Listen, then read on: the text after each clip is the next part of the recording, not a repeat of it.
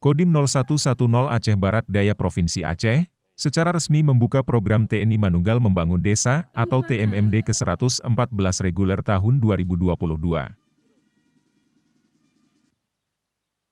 Pembukaan dipusatkan di lapangan bola kaki Desa Kaye, Kecamatan Lembah Sabil yang dihadiri Bupati Aceh Barat Daya Akmal Ibrahim dan Wakil Bupati Muslisar MT.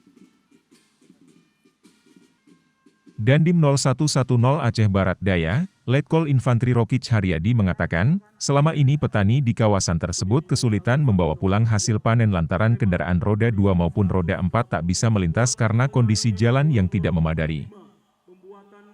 Dia berharap, dengan adanya akses jalan dan jembatan yang baik, kedepannya masyarakat bisa meningkatkan perekonomian dari sebelumnya.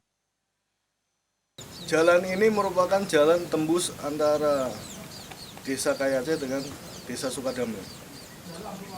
Di Lembah Sabil ini ada potensi jengkol yang merupakan bersertifikat Kementerian Pertanian yang merupakan pohon indukan tunggal dan terbaik se-Indonesia.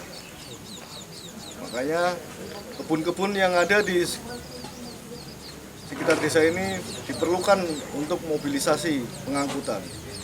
Jadi jalan yang kita buka ini sangat membantu masyarakat dalam pengangkutan hasil kebun. Program TNI Manunggal Membangun Desa ke-114 di Aceh Barat Daya memiliki 2 sasaran yakni sasaran fisik dan non-fisik yang dilaksanakan secara bersamaan. Sasaran fisik diantaranya, pembukaan badan jalan sepanjang 2.560 meter di 2 ruas jalan, pembangunan 2 titik gorong-gorong, pembangunan 1 unit jembatan darurat, pembangunan talud serta rehabilitasi 1 unit rumah tidak layak huni.